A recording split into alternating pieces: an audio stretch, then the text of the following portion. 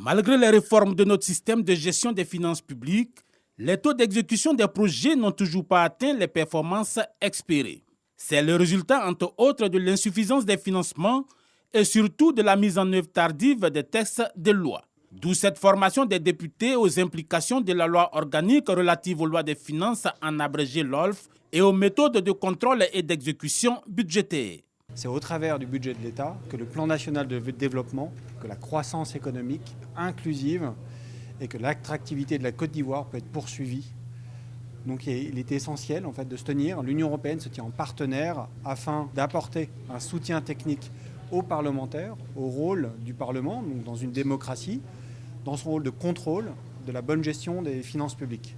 On apprend ainsi que le contrôle budgétaire exercé par les députés porte sur la régularité et la sincérité de l'exécution de la loi des finances, ainsi que sur le bon usage des deniers publics et l'adéquation des moyens aux objectifs. Dans cette mission de contrôle et d'exécution budgétaire, l'Assemblée nationale a le concours de la Cour des comptes, dont le rôle est de certifier la fidélité des chiffres.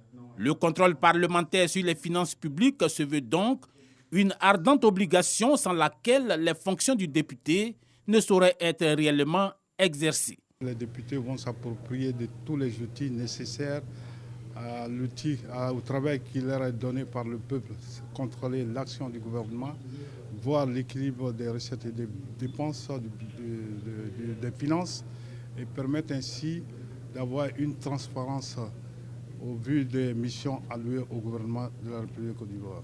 L'examen de la loi organique des lois des finances est au cœur même de l'existence de l'Assemblée nationale, de sa légitimité et de sa vocation de représentation des citoyens.